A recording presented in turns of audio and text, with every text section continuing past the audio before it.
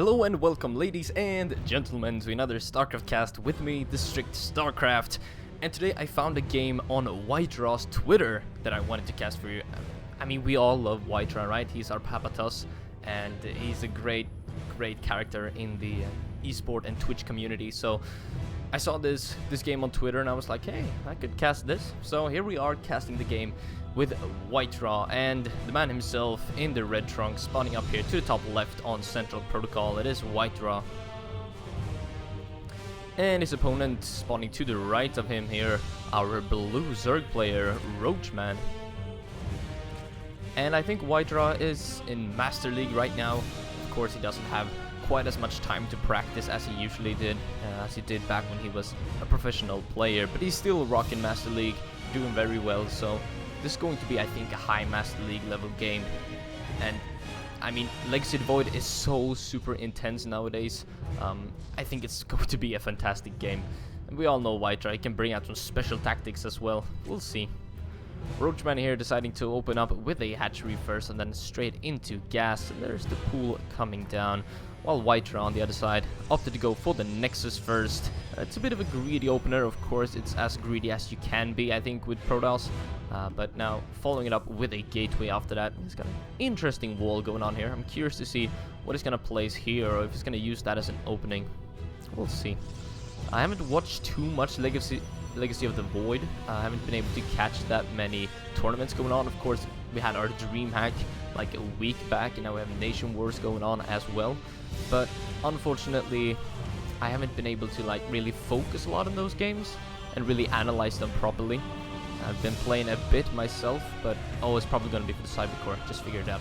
I've played a bit myself, and if you don't know, I'm in Diamond League currently playing as random, so playing all races, trying to figure out what's going on right now in the meta. But from my own experience and from what I've seen, it's of course a lot of micro, and it's very, very intense.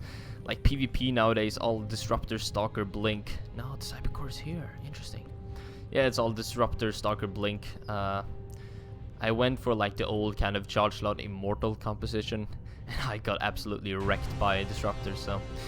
Anyway, let's focus on this game, shall we? We have a third base coming up already from Roachman down here to the south, and Central Protocol, it's not a favorite map of mine at all. I don't like it.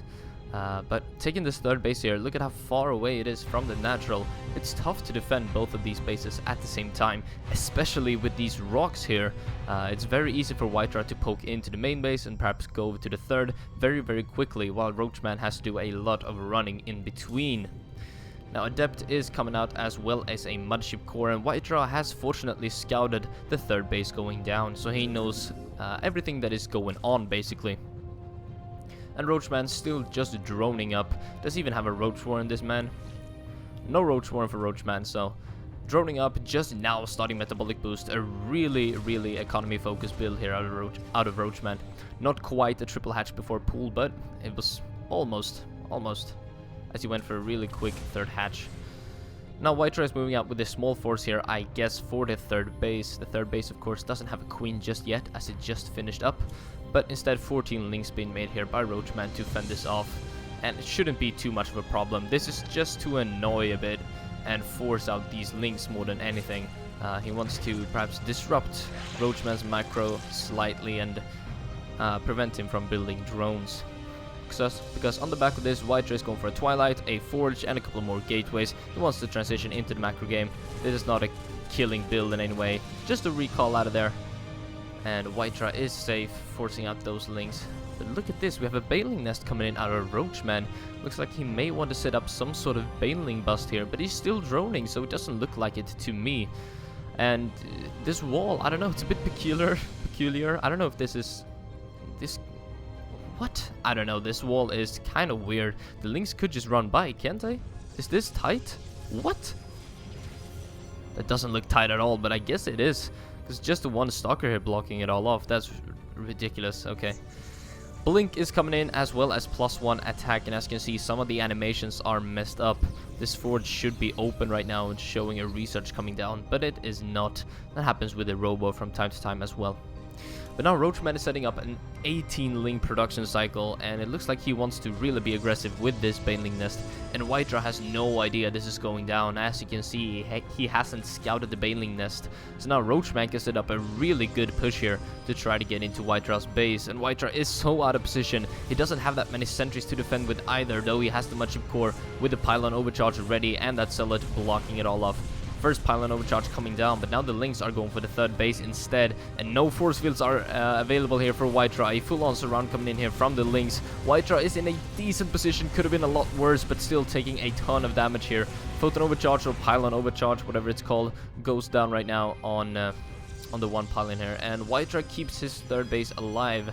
So Roachman is forced to pull back for now, but he's still building a lot of Lings. And oh, he's researching drops individually on these overlords, and now he's going into the main base.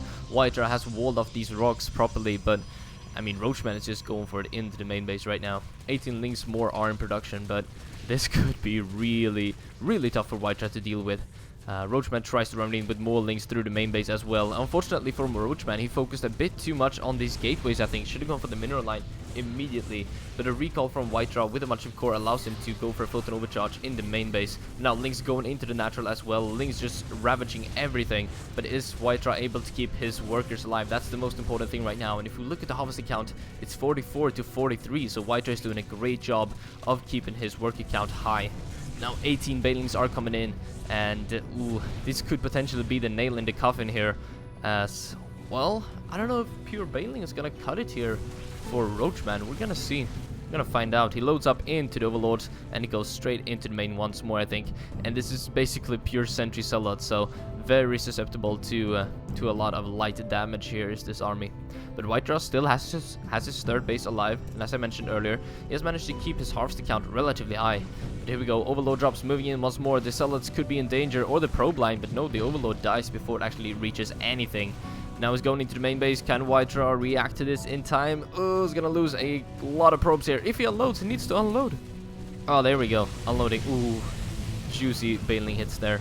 And now harvest count is 43 to 35. Still not that bad for WhiteRa. As we all know, Zergs need to be pretty high on drones when on 3 bases.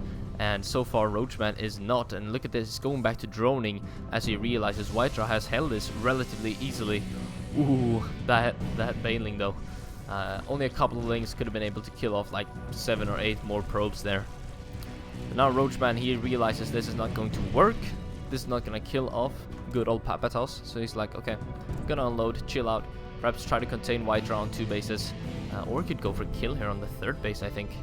And that is exactly what he's going to do. Moving in right now on the 3rd base, and he could very quickly snipe this down with the Banelings and the Lings here. Gonna take down all the structures. And WhiteRa, can he get back on time? He's reinforcing, warping in, but the 3rd base, I think, is going to die here. As soon as those Banelings detonate, if they want to, that 3rd base is as good as dead. And now WhiteRa, he could go for an all-in here. So Roachman sacrificed a lot of Lings. He went for a total suicide attempt there to make this work. Now Roachman, oh, another beautiful drop coming in to try to pull WhiteRa back and really pull him every which way. But WhiteRa he has decided to go for this counterattack, and looks like he really wants to. No, he's moving back. Just kidding. He hasn't decided to move out just yet, and this gives Roachman some time. If he wants to, he can drone up slightly behind this, but instead he's making Lings to try to keep on being aggressive, I guess. Perhaps he wants to go for the kill right now. I don't know if I agree with that decision. Killing off a 2-base Protoss, it's going to be difficult. More force fields? No. And now High Templars are in the making as well. So Archon's super cost-effective units against Zerg could be coming in, and WhiteRa needs to be cost-effective now that he's on 2 bases. And these types of Protoss armies usually are very cost-effective. WhiteRa blinking down to the low ground is going to bring the aggression right now. Roachman is actually behind in supply. It's 75 to 81 right now, and in the arm supply it's 53 to 32, and Lings are not good at fighting these types of Protoss armies. Look at this, Archon's now coming in. And what can Roachman do? Oh, he can run by. That's... Oh yeah, he's gonna get by. No, he's gonna give up. That was a mistake, I think. Should have gone into the main base. He's not gonna be able to hold off this push from WhiteRa with just pure Ling. He is waiting for that Spire to finish up to try to build Mutalisks, but Archons are pretty goddamn good against Mutalisks as well. So now is WhiteRa finally moving out? Is this the time? Yes. He's got a lot of zealots with a +1 done, so they're super effective against the Lynx, able to kill them off in 2 swipes. And the Archons, as I mentioned earlier, accompanied by these Stalkers with Blink, is going to absolutely shred the Mutalisks. Oh, WhiteRa is gonna snipe it. Ooh, that was so close. Almost getting that one overload. Would have been a nice pickup. Not a huge deal, but would have been nice for him.